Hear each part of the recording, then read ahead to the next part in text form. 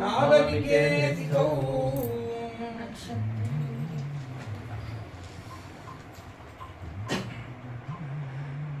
ನಕ್ಷತ್ರೇ ಅದಿತಿ ದೈವತ್ಯೇ ಸ್ವೋಚ್ಚ ಸಂಸ್ಥೇಷು ಪಂಚಸು ಗ್ರಹೇಷು ಕರ್ಕಟೇ ಲಗ್ನೆ ವಾಕ್ಪತ ಬಿಂದುನಾ ಸಹ ಪ್ರೋದ್ಯಮಾನೆ ಜಗನ್ನಾಥಂ ಸರ್ವಲೋಕ ನಮಸ್ಕೃತಂ ಪ್ರೋದ್ಯಮಾನೆ ಜಗನ್ನಾಥಂ ಸರ್ವಲೋಕ ನಮಸ್ಕೃತಂ ಕೌಸಲ್ಯಾ ಜನಯತ್ರಾಮಂ ದಿವ್ಯ ಲಕ್ಷಣ ಸಂಯುತಂ ಕೌಸಲ್ಯಾ ಜನಯತ್ರಾಮಂ ದಿವ್ಯ ಲಕ್ಷಣ ಸಂಯುತಂ ಶ್ರೀ ಬೋಲೋ ರಾಮಚಂದ್ರ ಭಗವಾನ್ ಕಿ जय जय जानकी कांत स्वर्ण जय जय राम राम जय बोलो श्री कौसल्यानंदन श्री रामचंद्र भगवान की जय ततश्च प्रयुक्त सपर्या विधातुं संघीभूय श्रीरामं सपर्यया एवं संक्षेप रामायणस्य पारायणेन च अनुभूय मिलितान्तरङ्गः स्मः। स भगवान् जानकी वल्लभः सर्वेभ्यः मङ्गलमातनोतु इत्येवं तं सम्प्रार्थयामः। वेदवेद्ये परे पुंसि जाते दशरथात्मजे वेदः प्राचेतसादासीत् साक्षात् रामायणात्मना ಅಂತ ಹೇಳಿ ಈ ಸ್ವಾಮಿಯ ಶ್ರೇಷ್ಠತೆಯನ್ನು ಶ್ಲೋಕದಲ್ಲಿ ಹೇಳುತ್ತಾರೆ. ವೇದವೇದ್ಯೆ ಪರೇ ಪುಂಸಿ ಜಾತೆ ದಶರಥಾತ್ಮಜೆ. ವೇದವೇದ್ಯನಾಗಿರತಕ್ಕಂತಹ ಭಗವಂತ ದಶರಥನ ಆತ್ಮಜನಾಗಿ ಬಂದಂತಹ ಸಮಯದಲ್ಲಿ ವೇದ ಯಾರ ಬಾಯಿಂದ ಬಂತು ಅಂತ ಪ್ರಾಚೇತಸರ ಬಾಯಿಂದ ಬಂತು. ಯಾರು ಪ್ರಾಚೇತಸರು? ಪ್ರಚೇತಸರ ಪುತ್ರರಾಗಿರತಕ್ಕಂತಹ ಕಾರಣ ಅವರಿಗೆ ಪ್ರಾಚೇತಸರು, ಅವರೇ ವಾಲ್ಮೀಕಿ. ವಾಲ್ಮೀಕಿಗೆ ಹೇಗೆ ವಾಲ್ಮೀಕಿ ಅಂತಕ್ಕಂಥ ಹೆಸರು ಬಂತು?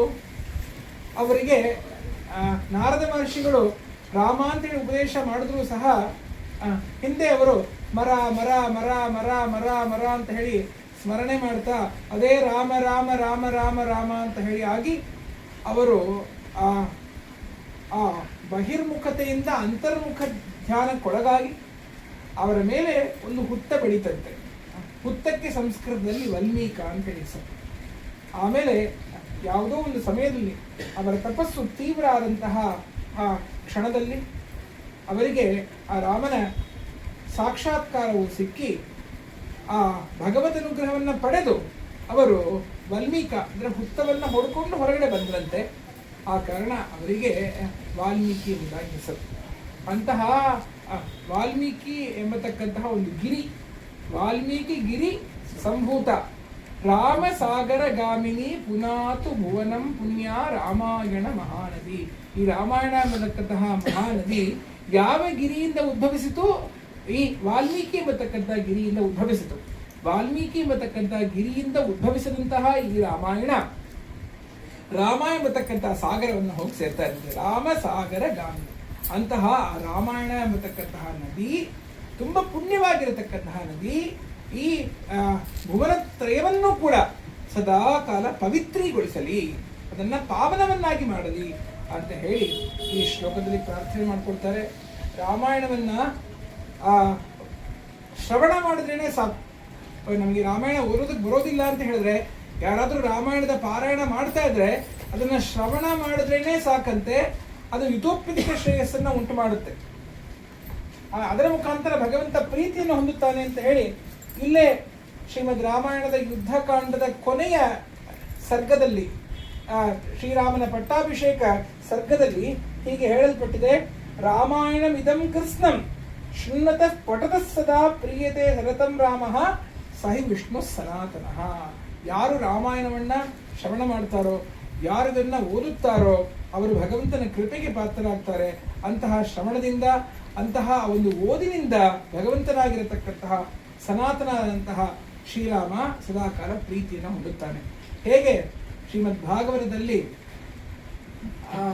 ಹರಿಹಿ ಅವರುದ್ಯತೆ ಹೃದಿ ತತ್ಕ್ಷಣಾತ್ ಶುಶ್ರೂಷುಭಿಹಿ ಅಂತ ಹೇಳ್ತಾರೋ, ಅಂದರೆ ಯಾರೆಲ್ಲರೂ ಕೂಡ ಇದನ್ನ ಶ್ರವಣ ಮಾಡಬೇಕು ಎಂಬತಕ್ಕಂಥ ಇಚ್ಛೆಯನ್ನ ಪಡ್ಕೊಂಡಿರ್ತಾರೆ.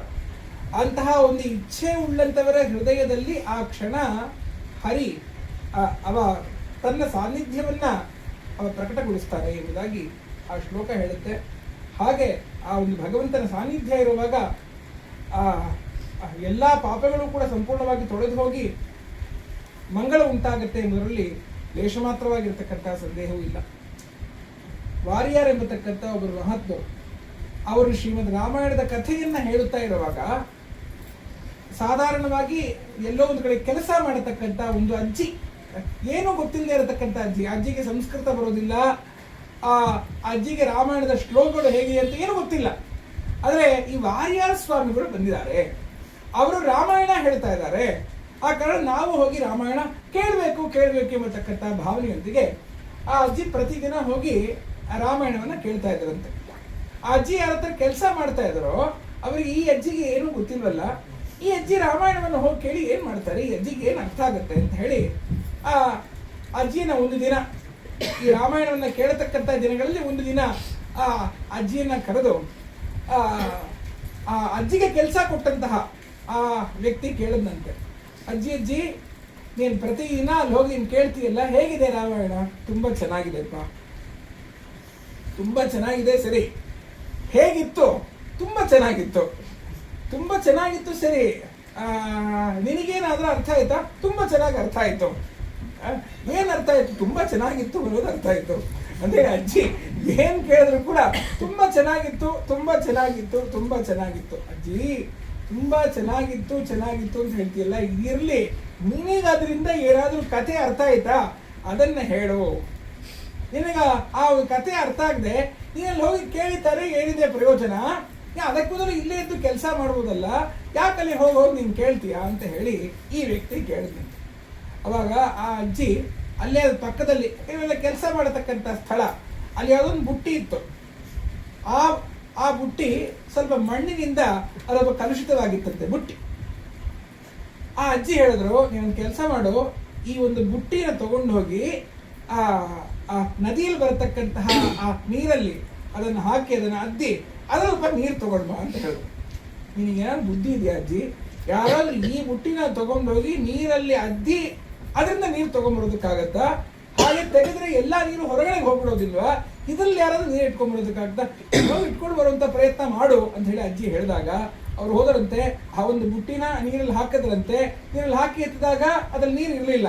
ಮತ್ತೆ ಹಾಕೊಂಡ್ರಂತೆ, ಮತ್ತೆ ಹಾಕಿದ್ರು, ಮತ್ತೆ ನೀರು ಉಳಿಯಿಲ್ಲ, ಮತ್ತೆ ಹಾಕಿದ್ರು, ಮತ್ತೆ ನೀರೇ ಉಳಿಯಿಲ್ಲ. ಆಮೇಲೆ ಮತ್ತೆ ಕೊನೆಯಲ್ಲಿ ಅದನ್ನ ಬುಟ್ಟಿನ ತಗೊಂಡು ಬಂದ್ರು. ಏನಜ್ಜಿ, ನಿನಗೆ ಸ್ವಲ್ಪ ಕೂಡ ತಲೆನೇ ಇಲ್ಲ, ಈ ಬುಟ್ಟಿನ ನೀರು ತಗೊಂಡ್ಬರೋದು ಕೇಳ್ತೀಯಲ್ಲ, ಎಲ್ಲಾದ್ರೂ ನೀರು ನಿಂತ್ಕೊಳ್ತಾ ಇದೆಯಾ? ಇಲ್ಲಪ್ಪ, ನೀರು ನಿಂತ್ಕೊಳ್ಳೋದಿಲ್ಲ ಅಂತ ಹೇಳಿ ನನಗೂ ಗೊತ್ತು. ಆದರೆ ನೀನು ಕಲುಷಿತವಾಗಿರ್ತಕ್ಕಂಥ ಬುಟ್ಟಿಯನ್ನ ಆ ನೀರಲ್ಲಿ ಹಾಕಿ ತೆಗೆದಿಯಲ್ಲ, ಇವಾಗ ಬುಟ್ಟಿ ಹೇಗಾಗಿದೆ ನೋಡು ಅಂತ ಹೇಳಿದ್ರು. ಬುಟ್ಟಿ ಶುಭ್ರ ಆಗ್ಬಿಟ್ಟಿದೆ, ಸ್ವಲ್ಪವೂ ಕೂಡ ಅದರಲ್ಲಿ ಕಾಲುಷ್ಯವೇ ಇಲ್ಲ. ನಿನ್ನಲ್ಲಿ ಅದು ನಿಂತ್ಕೊಳ್ಳೋದಿಲ್ವೋ? ನೀನು ಅದರಲ್ಲಿ ಮಿಂದ್ರೆ ಸಾಕು, ಆದರೂ ಇದನ್ನ ಶುದ್ಧ ಮಾಡುತ್ತೆ ಅನ್ನೋದ್ರಲ್ಲಿ ಸಂದೇಹವೇ ಇಲ್ಲ. ಆ ಕಾರಣ ರಾಮಾಯಣವನ್ನ ನಮಗೆ ಓದೋದಕ್ಕೆ ಬರುತ್ತಾ ಬರೋದಿಲ್ವಾ ಅನ್ನುವಂಥ ಪ್ರಶ್ನೆನೇ ಬೇಕಾಗಿಲ್ಲ. ರಾಮಾಯಣದ ಪಾರಾಯಣ ಒಂದರೆ ನಡೆಯುತ್ತಾ? ನಾವು ಹೋಗಿ ಶ್ರವಣ ಮಾಡಬೇಕು. ರಾಮ ಎಂಬತಕ್ಕಂತಹ ಮಾತು ನಮ್ಮ ಕಿವಿಯಲ್ಲಿ ಬೀಳಬೇಕು. ರಕಾರಸ್ಯೋಚ್ಚಾರಣಾದೇವ ಮುಖಾನ್ ನಿರ್ಯಾಂತಿ ಪಾತಕಾಹ ಪುನಃ ಪ್ರವೇಶ ಭೀತ್ಯಾತು ಮಕಾರಸ್ತು ಕವಾಟವತ್ತು. ರಾ ಅಂತ ಹೇಳಿದಾಗ ಒಳಗಡೆ ಇರ್ತಕ್ಕಂಥ ಪಾಪ ಎಲ್ಲ ಹೊರಗಡೆ ಹೋಗ್ಬಿಡುತ್ತೆ. ಹೊರಗಡೆ ಹೋದಂತಹ ಪಾಪ ಮತ್ತೆ ಮರಳಿ ಬರದೇ ಇರೋದಕ್ಕಾಗಿ ಮಾ ಎಂಬತಕ್ಕಂಥದ್ದು ಅದಕ್ಕೆ ಕವಾಟದಂತೆ. ರಾಮ ಅಂತ ತಾನೇ ಹೇಳ್ತೀವಿ. ಮಕಾರ ಹೇಳುವಾಗ ಮಕಾರ ಅದಕ್ಕೆ ಕವಾಟದಂತೆ. ಹೊರಗಡೆ ಹೋದಂತಹ ಪಾಪ ಮತ್ತೆ ಮರಳಿ ಒಳಗಡೆ ಬರದೇ ಇರೋದಕ್ಕಾಗಿ ಮಕಾರ ಕವಾಟದಂತೆ. ಕಾರಣ ಅಂತಹ ರಾಮನಾಮದ ಸ್ವಾದುತ್ವವನ್ನ ಉಂಟು ಮಾಡತಕ್ಕಂತಹ ರಾಮಾಯಣವನ್ನ ನಮಗೆ ಗೊತ್ತಿಲ್ಲದೆ ಹೋದ್ರೂ ಕೂಡ ಶ್ರವಣ ಮಾಡಿದ್ರೇನೆ ಆ ರಾಮಾಯಣ ನಮ್ಮ ಜೀವನಕ್ಕೆ ಪರಮಂಗಳವನ್ನು ಉಂಟು ಮಾಡುತ್ತೆ ಅನ್ನೋದ್ರಲ್ಲಿ ಸಂದೇಹವೇ ಇಲ್ಲ. ಅಂತಹ ರಾಮಾಯಣದ ಆ ಶ್ರವಣ, ಶ್ರೀರಾಮ ಧ್ಯಾನ ಎಲ್ಲರಿಗೂ ಕೂಡ ಅದು ಮಂಗಳವನ್ನು ಉಂಟು ಮಾಡಲಿ. ತೀರ್ತ್ವಾ ಮೋಹಾರ್ಣವಂ ಹತ್ವಾ ರಾಗದ್ವೇಷಾದಿ ರಾಕ್ಷಸಾನ್ ಯೋಗಿ ಶಾಂತಿ ಸಮಾಯುಕ್ತ ಆತ್ಮಾರಾಮೋ ವಿರಾಜತೆ ಅಂತ ಹೇಳಿ ರಾಮಾಯಣವನ್ನ ಶಂಕರ ಭಗವತ್ಪಾದರು ಒಂದೇ ಶ್ಲೋಕದಲ್ಲಿ ಹೇಳಿದ್ರು. ಆ ರಾಮಾಯಣವು ನಮಗೆ ಇತೋಪ್ಯದಕ್ಕೆ ಶ್ರೇಯಸ್ಸನ್ನು ಉಂಟು ಮಾಡುತ್ತೆ. ಅಲ್ಲಿ ಅವರು ಹೇಳ್ತಾರೆ, ರಾಮ ಸಮುದ್ರವನ್ನು ದಾಟದ ಅಂತ ಹೇಳಿದ್ರೆ ನಾವು ಈ ಸಂಸಾರದಲ್ಲಿ ಸಂಸಾರ ಎಂಬತಕ್ಕಂಥ ಸಮುದ್ರದಲ್ಲಿ ಇರುವಾಗ ನಾವು ಆ ಮೋಹವನ್ನು ದಾಟಬೇಕು. ಆ ಮೋಹವೇ ಸಂಸಾರ, ಸಂಸಾರವೇ ಮೋಹ, ಮೋಹದಿಂದ ತಾನೇ ಸಂಸಾರ ಎಂಬತಕ್ಕಂಥದ್ದು ಬರುತ್ತೆ. ಆ ಕಾರಣ ರಾಮ ಆ ಸಮುದ್ರವನ್ನು ದಾಟದ ಅಂತ ಹೇಳಿದ್ರೆ ನಾವು ಮೋಹ ಎಂಬುದನ್ನು ದಾಟಬೇಕು ಎಂಬುದನ್ನು ರಾಮ ಅದರ ಮುಖಾಂತರ ಹೇಳ್ಕೊಟ್ಟ. ತೀರ್ಥ ಮೋಹಾರ್ಣವಂ ಹತ್ವಾ ರಾಗದ್ವೇಷಾದಿ ರಾಕ್ಷಸ, ನಾವು ರಾಗ ಮತ್ತೆ ದ್ವೇಷ ಎಂಬತಕ್ಕಂಥ ರಾಕ್ಷಸರನ್ನ ಸಂಹಾರ ಮಾಡಬೇಕು ಎಂಬುದನ್ನ ರಾಮ ರಾವಣ ಹಾಗೂ ಕುಂಭಕರ್ಣರನ್ನ ಸಂಹಾರ ಮಾಡುವುದರ ಮುಖಾಂತರ ಹೇಳಿಕೊಟ್ಟ. ಹತ್ವಾ ರಾಗದ್ವೇಷಾದಿ ರಾಕ್ಷಸ ಯೋಗಿ ಶಾಂತಿ ಸಮಾಯುಕ್ತ ಆತ್ಮ ರಾಮೋ ವಿರಾಜತೆ. ಹೀಗೆ ಆ ರಾಕ್ಷಸರನ್ನ ಸಂಹಾರ ಮಾಡಿದ್ರೆ ನಾವು ರಾಮನಂತೆ ಯೋಗಿ ಆಗ್ತೀವಿ. ಯೋಗಿ ಆದಾಗ ನಮ್ಮಲ್ಲೇ ಇರತಕ್ಕಂಥ ಶಾಂತಿಯ ನೆಲೆಯ ಆ ಅರಿವು ನಮಗಾಗತ್ತೆ. ಅಂತಹ ಆ ಒಂದು ಅರಿವಿನ ನೆಲವು ಅದು ನಮ್ಮದಾದಾಗ ಆಗ ಆತ್ಮಾರಾಮತ್ವದ ಸಿದ್ಧಿ ಎಂಬುದಾಗುತ್ತೆ. ಅದಕ್ಕಾಗಿ ಸದಾಶಿವ ಬ್ರಹ್ಮೇಂದ್ರರು ಕೂಡ ಖೇಲತಿ ಮಮ ಹೃದಯೇ ರಾಮ ಖೇಲತಿ ಮಮ ಹೃದಯೇ ಮೋಹ ಮಹಾರ್ಣವ ತಾರಣಕಾರಿ ರಾಗದ್ವೇಷ ಮುಖ ಅಸುರ ಮಾರಿ ಖೇಲತಿ ಮಮ ಹೃದಯ. ರಾಮನ ಹೃದಯದಲ್ಲಿ ಆಟ ಆಡ್ತಾ ಇದ್ದಾನೆ. ಅವ ಹೇಗೆ ಆಟ ಆಡ್ತಾ ಇದ್ದಾನೆ ಅಂತ ಹೇಳಿದ್ರೆ ಈ ರಾಗ ದ್ವೇಷ ಎಂಬತಕ್ಕಂಥ ಅಸುರರನ್ನ ಸಂಹಾರ ಮಾಡ್ತಾ ಅವ ಆಟ ಆಡ್ತಾ ಇದ್ದಾನೆ. ಅಂತಹ ರಾಮನನ್ನ ಪ್ರಾರ್ಥನೆ ಮಾಡಿದ್ರೆ ರಾಮ ಲಕ್ಷ್ಮಣರು ಇಬ್ಬರೂ ಸೇರಿ ಹೇಗೆ ರಾಮೋಜಿ ಲಕ್ಷ್ಮಣೋಜಿ ಆಗಿ ಆ ರಾಮದಾಸರನ್ನ ಕಾಪಾಡಿದ್ರು, ಹಾಗೆ ರಾಮ ಲಕ್ಷ್ಮಣರು ಇಬ್ಬರು ಕೂಡ ಕಾಪಾಡ್ತಾರೆ. ಆಪೂರ್ಣ ಕರ್ಣ ಧನ್ವಾನು ರಕ್ಷೇತ ರಾಮ ಲಕ್ಷ್ಮಣವು ಅಂತ ಹೇಳಿ ಹೇಳ್ತಾರೆ. ಅದು ಹೇಗಂತೆ ಆಪೂರ್ಣ ಕರ್ಣ ಧನ್ವಾನು, ಸುಮ್ಮನೆ ಅಲ್ಲ, ಆ ಒಂದು ಧನುಸ್ಸಿನ ಆ ನಾಳ ಇದೆಯಲ್ಲ ಅಜ್ಯ, ಅದನ್ನ ಅವರ ಕಿವಿ ತನಕ ಇಟ್ಕೊಂಡು ಆ ಕಡೆ ಈ ಕಡೆ ಯಾರು ನಮ್ಮ ಹತ್ರ ಸುಳಿದೇ ಇರತಕ್ಕಂಥ ರೀತಿಯಲ್ಲಿ ಅವರು ಕಾಪಾಡ್ತಾರಂತೆ. ಹಾಗೆ ನಮ್ಮನ್ನ ಕಾಪಾಡಲಿ ಎಂಬತಕ್ಕಂಥ ಪ್ರಾರ್ಥನೆಯನ್ನ ಆ ಮಹಾತ್ಮರು ಮಾಡ್ತಾರೆ. ಅಂತಹ ಒಂದು ಪ್ರಾರ್ಥನೆಯನ್ನ ನಾವು ಕೂಡ ಮಾಡೋಣ. ಈ ಮರ್ತ್ಯ ಲೋಕಕ್ಕೆ ಬೇಕಾಗಿರತಕ್ಕಂಥ ಉಪದೇಶವನ್ನ ನೀಡೋದಕ್ಕಾಗಿಯೇ ಭಗವಂತನ ಅವತಾರ ಆಯಿತು ಅಂತ ಹೇಳಿ ನಾರಾಯಣ ಭಟ್ಟರು ಹೇಳಿದ್ದಾರೆ. ಇದನ್ನ ಹಿಂದಿನ ವರ್ಷವೇ ಹೇಳಿದ್ವಿ. ಸೋಯಂ ಮರ್ತ್ಯಾವತಾರ ತವ ಖಲು ನಿಯತಂ ಮರ್ತ್ಯ ಶಿಕ್ಷಾರ್ಥಮೇವಂ ವಿಶ್ಲೇಷಾರ್ಥೆ ನಿರಾಗಃ ತೇಜನಮಪಿ ಭವೇತ್ ಕಾಮಧರ್ಮಾತಿ ಸತ್ಯ ನೋಚೇತ್ ಸ್ವಾತ್ಮಾನುಭೂತೆ ಕೊಂತವ ಮನಸೋ ವಿಕ್ರಿಯಾ ಚಕ್ರಪಾಣೆ ಸತ್ವಂ ಸತ್ವೈಕ ಮೂರ್ತೆ ಪವನ ಪುರಪತೆ ವ್ಯಾಧಿನೋ ವ್ಯಾಧಿತಾಪ ಅಂತ ಹೇಳ್ತಾರೆ. ಮನುಷ್ಯ ರೋಗಕ್ಕೆ ಅಮಾನಿತ್ವವನ್ನ, ಅದಂಭಿತ್ವವನ್ನ, ಅಹಿಂಸಾ, ಕ್ಷಾಂತಿ, ಆರ್ಜವ, ಆಚಾರ್ಯೋಪಾಸನ, ಶೌಚ, ಸ್ಥೈರ್ಯ, ಆತ್ಮವಿನಿಗ್ರಹ ಯಾವ ಗುಣಗಳನ್ನ ಕೃಷ್ಣ ಉಪದೇಶವಾಗಿ ನೀಡಿದ್ನೋ ಅಂತಹ ಆ ಒಂದು ಗುಣಗಳ ಮೂರ್ತವೆತ್ತ ರೂಪವಾಗಿ ಶ್ರೀರಾಮಚಂದ್ರ ಜೀವನ ಮಾಡಿ ತೋರಿಸ್ತಾರೆ. ಆ ಕಾರಣ ಅಂತಹ ಆ ಒಂದು ಗುಣಸಂಪನ್ನನಾಗಿರತಕ್ಕಂತಹ ರಾಮಚಂದ್ರನ ಅನುಗ್ರಹ ಎಲ್ಲರ ಮೇಲೂ ಸದಾಕಾಲ ಇದ್ದು ಈ ಜೀವನ ಅದು ನಿರಾಮಯವಾಗಿ ರಾಮಮಯವಾಗಿ ಇರಲಿ ಎಂಬುದಾಗಿ ಪ್ರಾರ್ಥನೆ ಮಾಡಿಕೊಳ್ತಾ ನಾವು ಈ ಒಂದು ಸತ್ಸಂಗವನ್ನ ಒಂದು ಕೆಲವು ನಾಮಾವಳಿಗಳೊಂದಿಗೆ ನಾವು ಉಪಸಂಹಾರ ಮಾಡ್ತಾ ಇದ್ದೀವಿ. ಈಗ 9:20 ಆಗ್ತಾ ಇದೆ. ಕಾರಣ ಇನ್ನೊಂದು 10 ನಿಮಿಷದಲ್ಲಿ ನಾವು ಉಪಸಂಹಾರ ಮಾಡಿ ಆ ಭಗವಂತನ ಆರತಿಯನ್ನು ತೋರಿಸಿ ನಾವೆಲ್ಲರೂ ಪ್ರಸಾದ. ಜಯ ಜಾನಕಿ ಕಾಂತ ಸ್ಮರಣಂ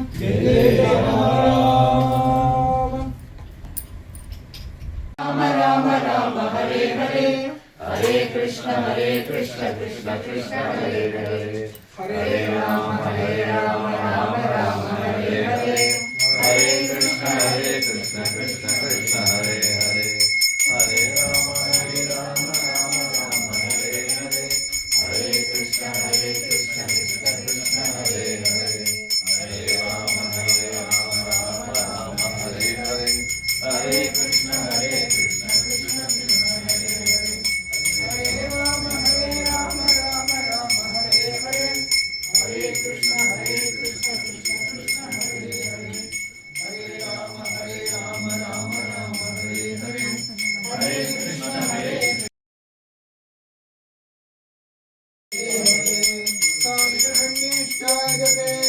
ಇಮಾಂ ಜನತಾಭಂ ಸಂಗೃಹ್ಣಾಮೀತಿ ದ್ವಾದಶಾರಶ್ರೀರಶನಾಭವತಿ ದ್ವಾದಶಮಾಸಾ ಸಂವತ್ಸರಃ ಸಂವತ್ಸರಮೇವಾವರುಂಧೆ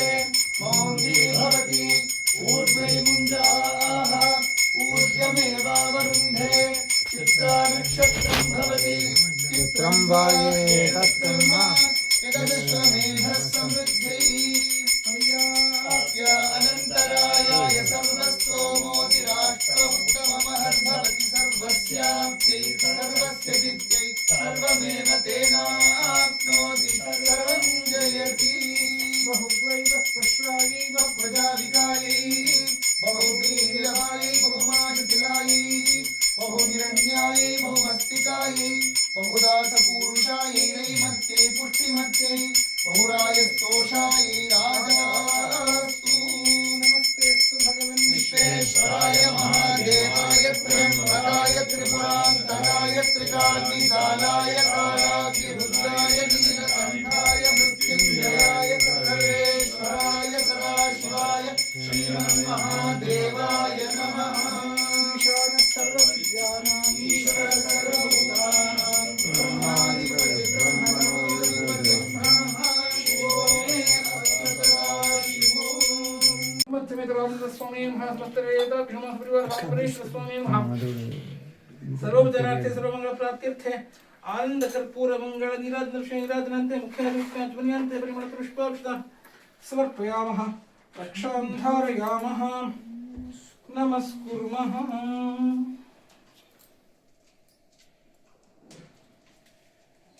जय जानकी कांत स्मरणं जय जय राम राम पार्वती पतये हर हर महादेव यच्छन्दसां वृषभो विश्वरूपः छन्दोऽभ्योऽतिमृतात् सम्बभूव समेन्द्रो मेधया स्पृणोतु अमृतस्य देवधारणो भूयासं शरीरं मे विचर्षणं जिह्वा मे मधुमत्तमा कर्णाभ्यां भूरि विश्रुवम् ब्रह्मणः कोशोऽसि मेधया विहितः श्रुतं मे गोपाय सहना भवतु सहनौ भुनक्तु सह वीर्यं करवावहै तेजस्विनावधीतमस्तु मा विद्विषावहै कामेन पर्जन्यो वर्षतु बलिन्यो न ओषधेः पर्यन्ताम् योगक्षेमो न कल्पताम् क्षेमो अस्तु नः सीता हनुमत्तमेतरामचन्द्र स्वामिने नमो नमः वेदोक्तं पुष्पाञ्जलिं समर्पयामः अनया श्रीरामनवमी प्रयुक्त तृतीय दिन सपर्या भगवान् सर्वात्मकः सपरिवारः श्रीरामचन्द्रः सुप्रीत सुप्रसन्नो वरदो भवत् ओम तत्सत् ब्रह्मार्पणमस्तु ओम तत्सत् कायेन वाचा मनसा इन्द्रियैर्वा बुद्ध्या आत्मना वृत्ते स्वात् करोमि सर्वं परस्मै नारायणाय समर्पयामि सदाशिवाय समर्पयामि ओम तत्सत् ब्रह्मार्पणमस्तु ओम तत्सत् सर्वं श्रीरामार्पणमस्तु हर हर नमः पार्वती पतये हर हर महादेव स्मरणं जय जय राम राम आंजनेय स्वामी की जय सनातन धर्म की जय जगद्गुरु शंकराचार्य महाराज की जय भारत माता की जय जय सत्यम ओम